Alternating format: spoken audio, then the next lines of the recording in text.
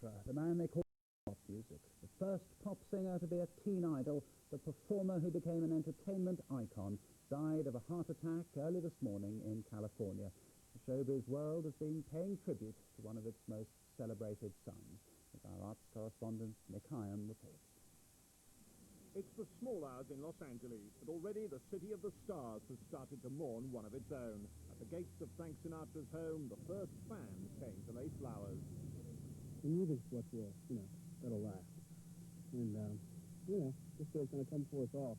We had a wonderful life. Life's a wonderful thing, long as I hold the string.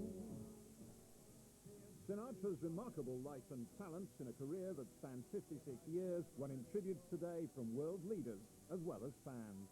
I had the opportunity, after I became president, to get to know him a little, to have dinner with him, to appreciate on a personal level what hundreds of millions of people around the world, including me, appreciated from afar. And I would like to offer my condolences to his wife and to his children. I saw Nancy not very long ago in California. I think every American would have to smile and say he really did do it his way. People like myself from a younger generation have grown up with Frank Sinatra, and I'm sure he'll be deeply missed by the millions of his fans everywhere. We hate to leave, we hate to leave. He was a singer, but also a film star. We wanna stay, our hearts are with the ship. But the Admiral made us take this leave. He beat us with a whip. His death cast a shadow over the Cannes Film Festival. Yeah, very saddened this morning. He's an idol of mine and millions, and great Italian-American, a great American. And a great actor, by the way. Great actor that just alone in films like Some Came Running and Man with the Golden Armor, From Here to Eternity. And, very, very upset. Will he be remembered as a crooner or as an actor? I think it's a great performer. If he hadn't been such a big musical figure, he might have made a more considerable contribution to the cinema. But I think his contribution is pretty great, nevertheless. And now I think of my life as vintage wine from fine old cake. Sinatra's reputation rests on his skill in the dying art of interpreting popular songs. He could swing. Even when singing a ballad, he brought life to every song. He brought meaning to every song. When you saw him in concert, he always credited the writers and the arrangers because he knew it was how a song was presented that conveyed its strength. His last public appearances were in 1995, when he turned 80 and retired from the stage. Since then, he's been in ill health. His days of wild partying were long gone, but his fame remained as great as ever. Nick Hyam, BBC News. Frank Sinatra was one of the most enduring show business stars of the 20th century. He started out as a big band singer in the 30s before going solo to do it his way, selling more than 600 million records and starring in nearly 60 films. Even allegations of connections with the mafia failed to dent his career, as Andrew Burrows now reports.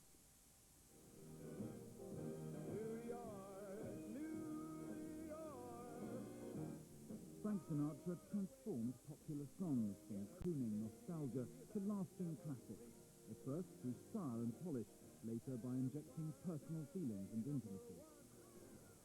He started as a singing waiter, but by his 20s was performing with his hero Bing Crosby. People will say we're in love. Armed with breathing skills learned from band leader Tommy Dorsey, Sinatra established the singer as the dominant frontman. As the idol of the 1940s Bobby Soxers, Sinatra's half-starved look helped make him the first superstar to set young girl fans shrieking and fainting. Good morning. My name is Frank Sinatra.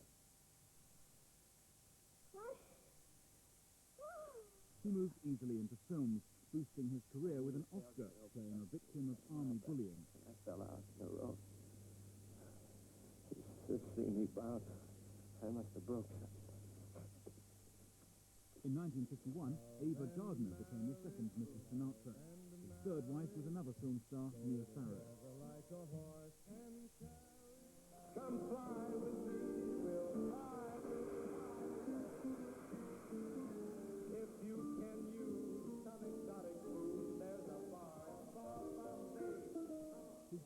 television debut introduced a new urbane Sinatra. But while his song choice was impeccable, he was keeping questionable company. Sinatra was refused a gaming license over alleged mafia links. A photograph of him with mafia chiefs came before the Nevada Gaming Board, but he denied close involvement. I never had anything to do with him business-wise, really socially. No connection really whatsoever. He eventually gained a license, but mafia allegations cast a shadow over his reputation. On a sidewalk one Sunday morning lies a body oozing life. Sinatra, once in with the Kennedys, during the Reagan era became a Republican fundraiser and a personal friend of the President and First Lady. Nancy with a laughing Old Blue Eyes, even when literally old, seemed unable to give up the thrill of live performance, or the search for ballads he could turn into what he called polite jazz. It's difficult for me to find the kind of material I do. It's the only kind I know what to do, and obviously rock is out of the question. I don't understand how to do that. And if I did, I'd be afraid to do it. You swing like mad. But that's a different kind of swing. It's called jazz, Frank Sinatra's great achievement was to let the lyrics speak.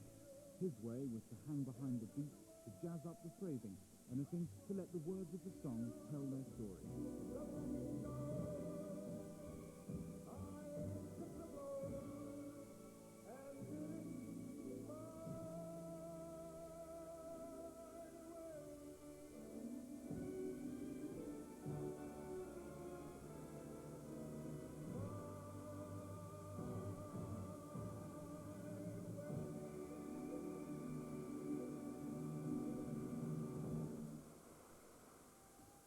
With millions of admirers, Frank Sinatra was, of course, a legend, but he was also a big influence to his fellow performers, and one of those is the British singer Max Bygraves, and he joins me now.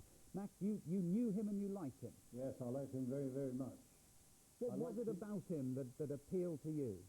Well, he'd been through the mill. He served his apprenticeship. He knew all about show business. He knew all there was to know about it, whether it was acting or singing or lyric writing or reading. He knew it all, and he was very proud and very associated with solo performers. He told me that once. He said he thinks that the solo performer standing on the stage is the most frightening thing in the whole of show business. And to be able to do it, he said, gave him more stimulant than anything else. And on a personal level, you had particular reason to like him and be grateful to him. Yes, on one occasion I was at a house in Hollywood, James Mason's house, and it was packed with the film stars. It was a Sunday afternoon, and James Mason had invited myself and my family over, and I had 3 children with me. And while we were talking, that was Frank Sinatra, myself, and James Mason. Suddenly, James Mason, his eyes went wide. He rushed forward, fully clothed, and jumped into the pool. And there was my son, my 4-year-old son, Anthony, and he was drowning. He got his feet caught up in one of those blow-up rings. And then Sinatra and James Mason yanked him out, and they sort of worked on his back, and out was coming the water. And I saw Sinatra as a very tender gentleman at that moment, and he stayed with Anthony right till he was well enough to get up again and run around. You saw him then as a tender gentleman. It wasn't always how he was seen, was it? No, not always. No, some of the press didn't like him that way, but he got a bit bored with the. I liken him to Princess Diana. He's got the same love going out at the moment that she had, when she went. What was it about his singing that made him special? Because all sorts of people did similar things, but they didn't quite have it, and he did. What was it? It was his way with the lyric. He made the words matter. He read the lyric before he ever heard the tune, or he wondered what the lyric was all about. And that was told to me by Sammy Kahn, who wrote things for him like 3 Coins in the Fountain, and so many hits he wrote for him. But he would always scan the lyric first and see whether he could put it together and make it matter. Max Bygraves, thank you very much for talking to us. Yeah, pleasure.